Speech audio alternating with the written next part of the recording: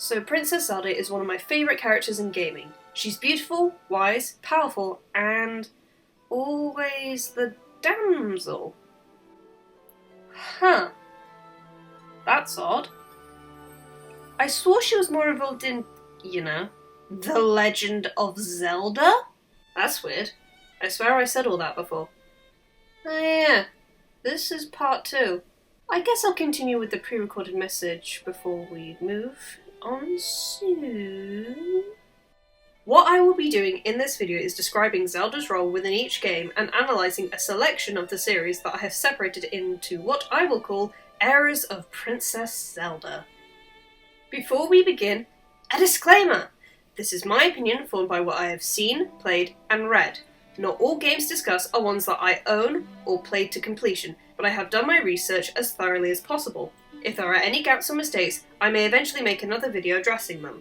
I will not be covering any material other than the video games. This means I will not be covering the cartoon, or the manga, or comics, because frankly, I don't own or have access to all of them to be able to make any comment. Oh, I should mention, spoilers are abound. We're talking about Zelda's role in the games after all. Hi, back now. So where we left off, we'd only covered Zelda's first 4 games, because we discount Link's Awakening as she's not there. Now I know Zelda does appear in Majora's Mask, but she's literally just a cameo to teach a song, so no, not analysing that one. Well, as the title states, Princess Zelda regresses to her pre-Ocarina state. Let's have a look at what happened to her.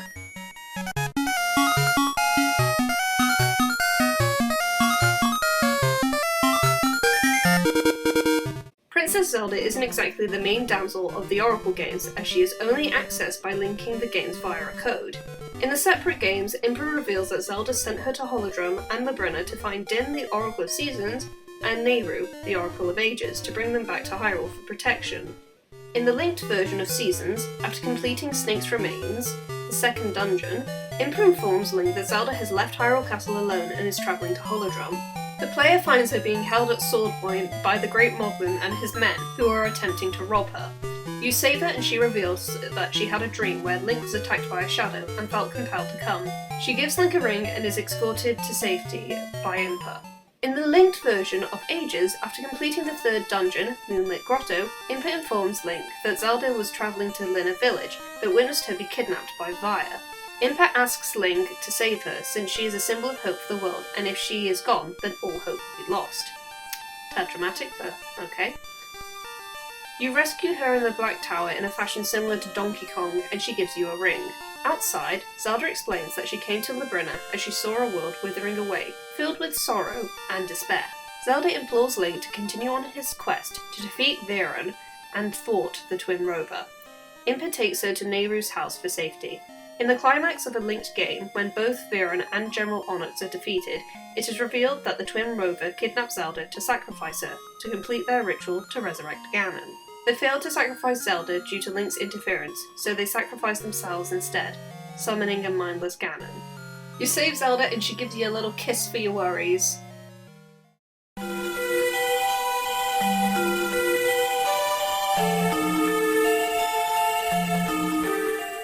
Princess Zelda was born with the ability to sense approaching forces of evil.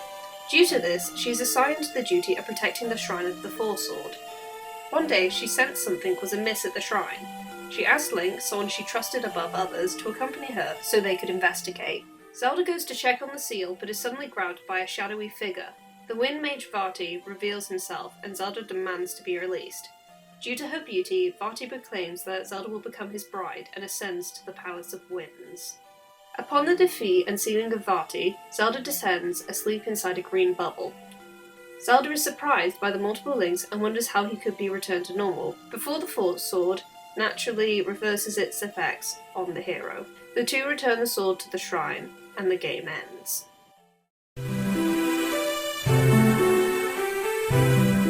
Since Zelda's role clearly reverts to how it was before Ocarina of Time, it has Zelda become just a damsel and the dispatcher, the one who sends Link on his quest.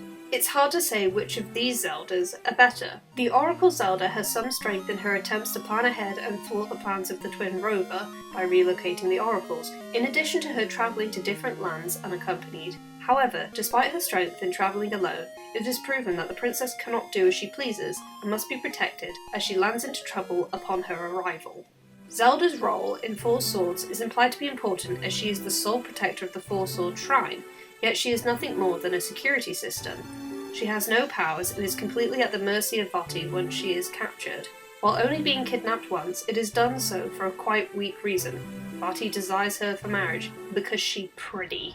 I suppose one could say that Zelda from the Oracle games is the stronger of the two in the end. She is captured by the Twin Rover for a clear reason that would lead to the devastation of the world, and has the determination to try and stop them, as well as help the hero in what little way she could, even if it's just a small item that you don't really need, a verbal warning or a pep talk.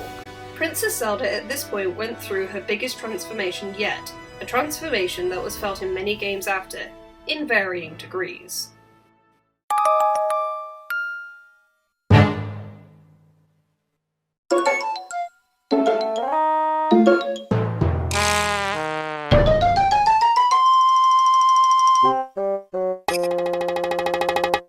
Tetra is a pirate captain. Spoiler by the way, this is Zelda. When the player first sees her, she had been captured by the Helmarok King and was dropped into the forest on Outset Island, Link's home. Link goes to rescue her under the assistance of his sister, Aurel. The bird returns but captures her instead, mistaking the girls as they both have long elven ears.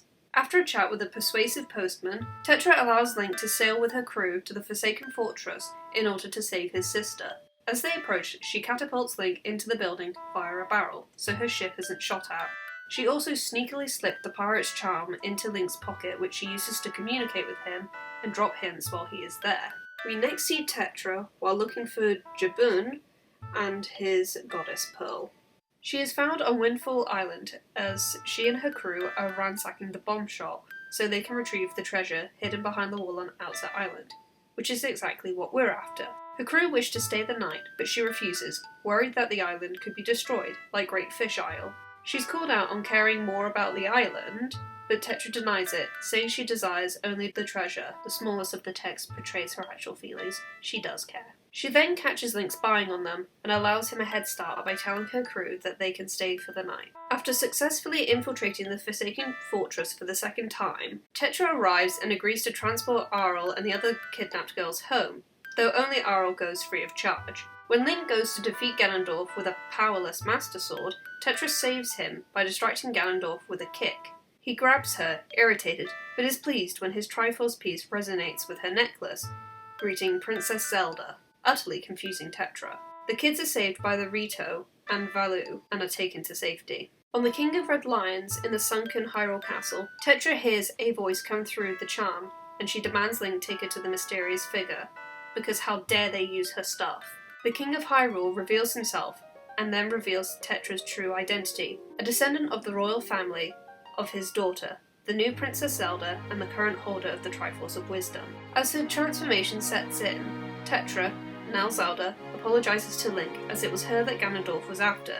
She was the reason his sister and the others were kidnapped, the reason he was taken from his comfortable island life. The king decides that for her safety, she is to be sealed in the Master Sword's hidden chamber, as it is too dangerous for her to travel with them, with Ganondorf knowing who she is.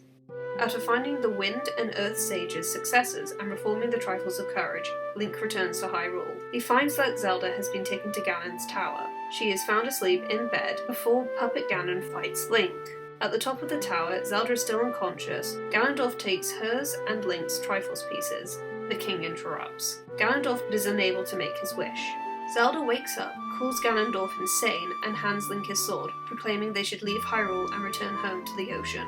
She assists Link in the final battle, using his bow and light arrows. In the battle, Ganondorf slaps her unconscious, but she soon recovers. Zelda formulates a plan to fire an arrow at Link's mirror shield, to bounce it into Ganondorf. With the final distraction, Link defeats Ganondorf, stabbing him in the head. Returning to the surface, Tetra is back to her pirate self. She, Link, and her crew set sail to unknown horizons, the wind being their guide.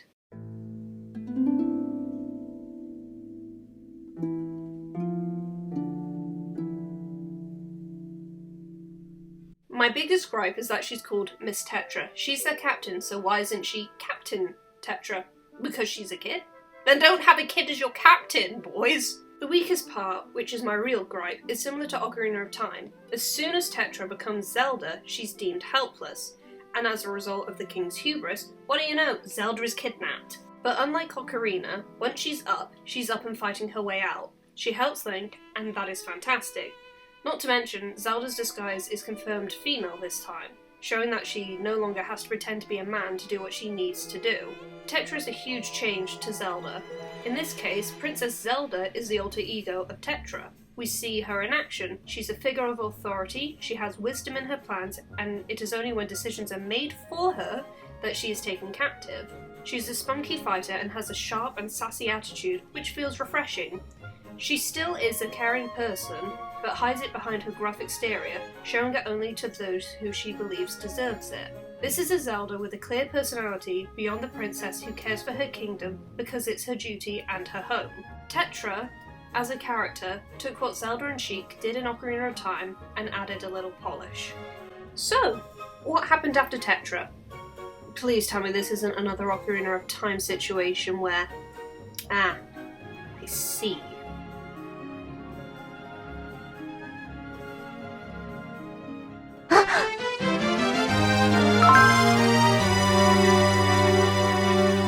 Using telepathy during a storm, Zelda calls Link, her childhood friend, to meet her at Hyrule Castle. She tells him that she is worried about the seal that binds Vati. Zelda and the Six Maidens open the portal to the Four Swords Sanctuary, so that Zelda can investigate Vati's seal. She invites Link to join her, but is captured by Shadow Link, who came out of the portal, along with the other maidens. This was done to manipulate Link into drawing the Four Sword in order to release Vati. After being rescued in the Tower of Winds, Zelda issues the Link's final task, to dispel the darkness in the realm of the heavens. During the last battle with Shadow Link, Zelda arrives and uses her power to undo the seal on the Dark Mirror.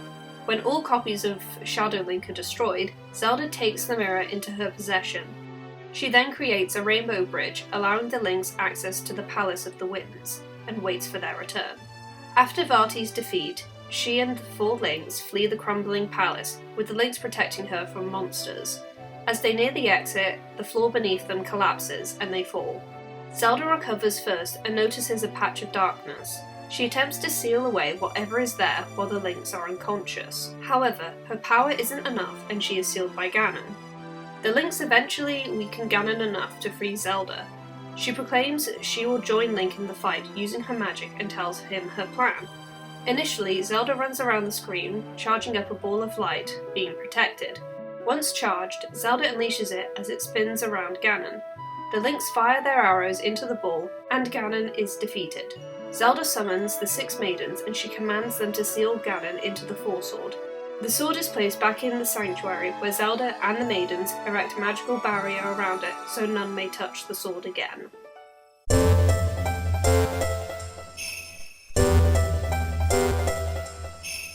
Princess Zelda is known to sneak out of the castle to visit her childhood friend Link. The day of the annual Picori Festival is no different. Zelda visits Link's grandpa's smithy in order to attend the festivities with him. Master Smith allows it, sending Link to also perform the errand of delivering a sword that was to be presented to the tournament's winner. Zelda runs off ahead. Zelda darts across all of the stalls and talks to the citizens, very enthused about the day. Zelda wins the raffle and is offered 3 prizes: a heart-shaped stone, a jewel, or a tiny shield. The vendor assumes that she'd go for the stone or jewel, but she picks the shield. The vendor insults her choice, saying the others are cuter and prettier than the ugly shield, but Zelda insists. She then gifts it to Link, saying that if anything was to happen, he can now protect her with it. Zelda then remembers Link's task and races off to the castle. On the way, a Deku business scrub spits a nut at Zelda, hurting her. Zelda realises that it's the same one that she's heard the soldiers talk about harassing passers-by. She asks Link to do something about it.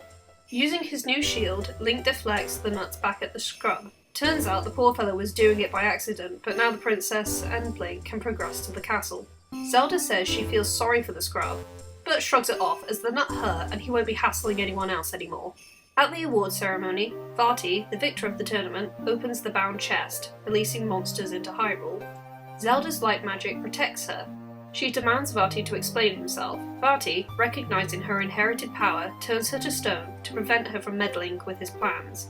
The king then sends Link on a quest to find the Picori in order to return Zelda to normal. Link, after reforging the Picori blade into the Force Sword, learns that the Light Force, the power that Vati is after, resides in and is passed down within each princess of Hyrule. Vati, disguised as the king, learns this also and plans to extract it from the frozen princess. He succeeded in draining some of it by the time Link confronted him. With Vati defeated, Link restores Zelda with the power of the Force Sword. Zelda and Link escape Dark Hyrule Castle before being stopped by Vati. Link is transported to another realm to fight Vati again, beating him soundly. Zelda notices that their victory is hollow as they have lost people and the castle. Epilogue gives the Mage's Cap to Zelda, hoping that the remaining light force within her, along with her pure and just heart, will be enough to fix everything. Zelda makes her wish and Hyrule is restored.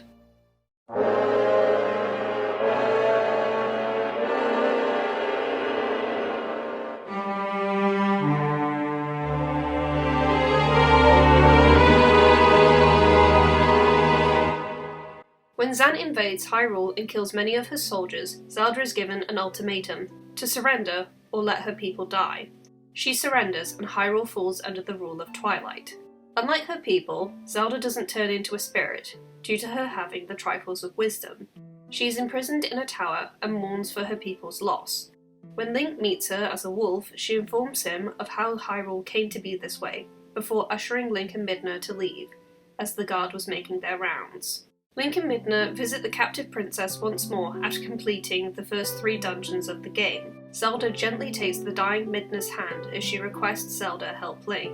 She analyses Wolf Link's condition with her Triforce and tells them that it is a different magic, an evil power, that has transformed him this time. She tells Link the location of the Master Sword, as it will break his curse. After understanding who Midna is and her plight, Zelda transfers her spirit into Midna, sacrificing her physical form, healing the Twilight Princess. With Zelda gone, Hyrule Castle is sealed by an unknown force. After Zant's defeat, Midna states that it is time to save Zelda. In Hyrule Castle, Zelda is found lifeless, floating above the throne. Ganondorf possesses her body and fights Link. Midna, using the fused shadows, separates them after Ganondorf is defeated. After fighting Beast Ganon, Zelda's soul is returned to her and she wakes. Ganondorf reappears as a miasma. Midna decides to fight him alone and warps Link and the princess safely out of the castle. She is then defeated. As the triumphant Ganondorf charges at them, Zelda warps her and Link to safety after appealing to the light spirits. She is granted the light arrows and rides with Link. Their efforts knock the evil king off his horse and the 2 men duel. Zelda and Link then bid the uncursed Midna farewell in the Mirror Chamber, with Zelda appearing to understand early on that Midna was not intending on returning to Hyrule. However, just like Link, she was shocked that Midna shattered the Mirror of Twilight. Boy, if these aren't the most varied games to talk about. A multiplayer, the last traditional 2D Zelda that uses sprites, and the quote-unquote realistic Zelda. Four Swords Adventures is a strange beast. While Zelda is active in the escape like in Ocarina of Time, she is clearly much slower than the player character and has only 1 heart of health. You have to wait for her to catch up on several occasions, and she won't jump over chasms. You must defeat monsters and solve puzzles in order for her to progress. She is, however, an improvement compared to the prior Four Swords Zelda, since she does have magic powers and assists the hero in the final battle. Though compared to what came before her, Tetra and Sheik, she is a huge downgrade. She's captured twice and doesn't seem to be central to the plot of the villains. She's captured by Shadow Link to manipulate Link, fair enough, but Ganon just steals her because she's being a pest? Ganon admitted himself that her power at the time was nowhere near enough to stop him. Overall, this Zelda is resoundingly average, despite her small assistance and reasonable role within Hyrule as a whole. Minish Cap's Zelda is shown to have a lot more personality in the opening of the game. She picks a thoughtful gift for her friend instead of something pretty, something that seemed to be expected of her. She feels sorry for the business scrub getting hurt, usual of a princess, but then brushes it to the side because it hurt her first and foremost. This Zelda is also not satisfied that Hyrule is being left in a state of ruin. Thanks to Eslow's benevolence, she is able to right the wrongs of Vati. The reasoning for her being damseled is also quite strong, as it is not often that Zelda is taken out early due to the villain being concerned about her powers. Zelda does not become a means to an end for Vati until the end of the game, where he, Link, and the player learn the source of her power. This Zelda, despite not assisting Link at the end, feels much stronger than that which came before her. While she pales in comparison to Ocarina and Wind Waker's active princesses, she has a charm that comes from her characterization, which I feel trumps Ocarina's, and she's certainly likeable from the get-go, unlike Tetra. Twilight Princess has a Zelda who is clearly the sole ruler of Hyrule. Like Tetra, Zelda assists Link in the final battle using light arrows. This Zelda does not shy away from the field of battle as she owns a rapier, though she's only seen using it properly when possessed by Ganondorf. Shame. Zelda also shows strength in what many would deem as a passive way. Instead of fighting the invaders, she chooses to surrender and be imprisoned in order to spare the lives of her people. She chooses to sacrifice her physical form to save Midna's life, as she sees both her and Link as the heroes that Hyrule require. Zelda smiles softly at Midna, knowing what she did was right, even if it wasn't what Midna wanted and meant sacrificing herself. Everything Zelda does is down to her own choice that she made of her own free will, though one could argue she had little choice with Zant's ultimatum. This Zelda is caring, and it is made clear by her actions, not just by proclamations of her being Hyrule's princess. She cares more for the lives of her people than winning a losing battle and her own comfort. She cares more for the life of another and saving the world than for her own. So, as seen by the title of this era, the takeaway from Tetra was to give Zelda a personality, or the role of Link's helper in the final battle. The majority of these Zeldas are a downgrade though compared to her. Minish Cap takes on personality just as well, but adds a more personal edge to the stakes of Link's adventure, yet lacks the agency of Sheik or Tetra, since she's petrified for the majority of the game. Four Swords Adventures takes on Tetra's ability to fight with Link at the end, and is the mastermind of the endgame plan, but she is a damsel at the core. Twilight Princess's Zelda is certainly the strongest of the bunch, since she has a clear, soft and caring personality framed by the narrative and assists Link actively through her exposition, advice, and her willingness to fight by his side. She takes on both the new characteristics of Tetra and gives it a more regal edge. Makes it such a shame that she's barely in the game. Perhaps, like in Ocarina of Time, these princesses were held back because they simply are princesses. But look, there's Tetra and Toon Zelda again. Oh boy, it's gonna happen again, isn't it?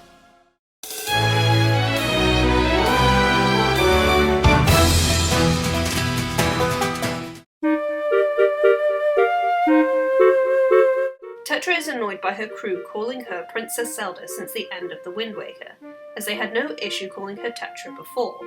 Instead of searching for new land, the pirates and Link are currently searching for a ghost ship, as Tetra wants to expose it as a lie. When the ship is discovered, Tetra boards, wanting to get to the bottom of the rumour, and maybe get some treasure. After a flash of lightning, Tetra screams, and the ship begins to sail away. Link jumps onto the ship to save Tetra, but falls into the ocean.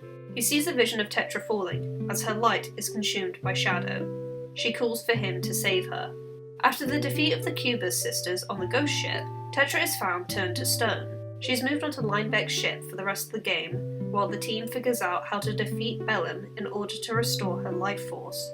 Tetra is restored after Link defeats Bellum within the Temple of the Ocean King. After a short thank you, Tetra is grabbed by Bellum's tentacles and dragged out of Linebeck's ship. After damaging the ghost ship, Link is also grabbed by Bellum, and they are both freed by the cowardly Linebeck stabbing one of the tentacles. Tetra is tossed aside to a different part of the broken ship and doesn't participate in the final fight. She regains consciousness after the battle. With Oshus restored, Tetra and Link awaken on the ghost ship and find only 10 minutes have passed since they left. It is believed to be a dream made by the ghost ship. However, Link has the Phantom Hourglass which he acquired on the journey, and Linebeck's ship is seen in the distance.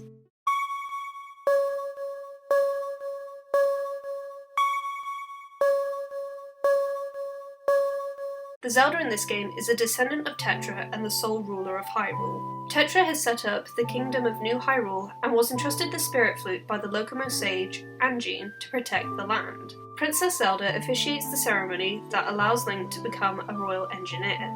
She slips Link a letter asking him to meet her later, telling him to be wary of Chancellor Cole. Zelda explains that she needs to personally go to the Tower of Spirits in order to investigate the disappearance of the spirit tracks and speak to the sage there. She must, however, do so sneakily, as she has been forbidden from leaving her castle. The player can control Zelda to assist her escape from the castle, ensuring guards do not see her. After the escape, Link's train crashes due to the tracks disappearing beneath them. All Alfonso, Link, and Zelda can do is watch as the Tower of Spirits breaks apart and the demon train appears. Chancellor Cole, who is actually a demon, and Staven, who is called Burn in other regions, but I had the European version, so he will be called Staven. Deal with it. Appear. Staven defeats Alfonso in combat and knocks Link to the side. Cole attacks Zelda with magic, separating her spirit from her body, and they take it with them. Link is the only one who can see Zelda, so she asks him again to accompany her to the tower. She entrusts him with the spirit flute. From the sage Angine, they learn that Cole had plans to use her body to resurrect the Demon King Maladas. In panic and disgust, Zelda is motivated to get things done. She tries to dispatch Link on the quest alone, citing, "That's what princesses have always done. From what I understand, it's kind of a family tradition." Angine persuades Zelda to join Link, reminding her that the kingdom's welfare is her responsibility. Zelda, unsure of how much help she will be, agrees to go. In the Tower of Spirits, Zelda learns that she can possess phantoms. She learns of this ability when she rushes to save Link without thinking. In phantom form, Zelda can be controlled again. She can fight monsters, help Link cross lava and spiked floors, stop boulders, and distract other phantoms. From then on, Zelda stays as Link's companion, as a guide, and helps him physically as a phantom. Together, they restore the spirit tracks. She assists Link as a phantom in several boss battles against the Geozzard chiefs, Staven, and finally Maladas. In the climax of the story, Zelda's body gets possessed by Maladas. On top of the demon train, Zelda must grab her body, so Link may fire a light arrow to free it from Maladas' control. The train crashes after the arrow hits true, and Maladas is expelled from Zelda's body. Zelda and Maladas race to reclaim her body. Zelda realizes that she cannot re-enter it. Staven, who changed sides, creates a barrier to prevent Maladas from getting closer, and tells Zelda to concentrate on reclaiming her body as it has sacred power. Zelda prays to Tetra and reclaims her body. She falls and lands on top of Link. Maladas kills Staven and possesses Cole's body, creating a form similar to a beast Ganon. In the first phase of this fight, Zelda stands in place, charging her power to reveal a weak point on Maladas' back while Link protects her.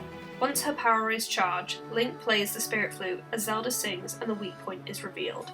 Zelda is controllable in this final phase using light arrows. She shoots the arrow into the weak point while Link distracts Maladas with his sword. Link must break off both of Maladas' horns to allow him access to another weak point, a jewel in his forehead. In the final blow, Zelda rushes to join Link as he cannot push the Locomo sword fully into the jewel. With Zelda's assistance, the jewel shatters and the day is saved. Angine charges the young heroes with looking after the world as she and the other Locomos leave New Hyrule. Zelda returns to life in the castle, ruling Hyrule, and keeps her friendship with Link, having a framed painting representing their adventure on her desk. Funny how against expectation this is. This time, Tetra, the princess who changed Zelda again, is the weak Link, while Toon Zelda is the strong character.